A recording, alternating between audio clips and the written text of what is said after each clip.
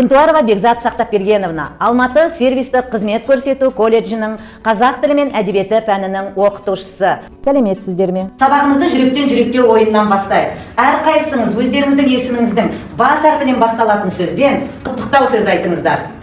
Менің атым Багдана, бірлігіміз берік болсын. Менің атым Сәтия, сәттілік серігіміз болсын. Менің атым Анна, аспанымыз ашық болсын. Сабақтың тақырыбы мамандықты таңдау, болашақты таңдау. Бүгінгі сабақта аспаз мамандығына байланысты терминдерді талдаймыз, сол терминдерді монолог пен диалогта қолданамыз. Осы критерийлер бойынша өздеріңізді бағалайсыздар. Бүгінгі сабағымыздың термин сөздерімен танысайық. Термин сөздерді сөздер тұжырымдамалық картасы бойынша талдайық. Экранға назар аударыңыздар, бейнебаян тамашалайық.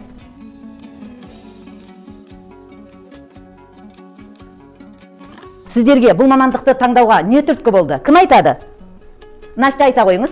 Алматы мега орталығында өткен Ж батл сайысын көріп, керемет әсер алдым. Аспаз мамандығына қызықтым. Аспаз мамандығын таңдауыма осы сайысын түрткі болды.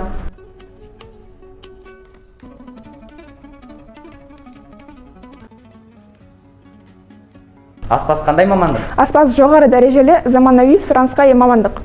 Танымал аспаз болу үшін не істеу керек? Танымал аспаз болу үшін дәмді дәруменге бай тағам дайындау білу керек. Менде болашақта танымал аспаз болғым келеді. Аспаз мамандығын Алматы сервистік қызмет көрсету колледжі дайындайды.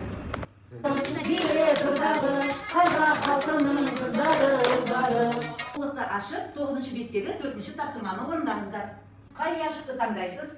10-ші яшықты таңдаймын. Дальше мейрамханада қонақтарды күтуші, қызмет көрсетуші адам. Дұрыс жауабын көрейік.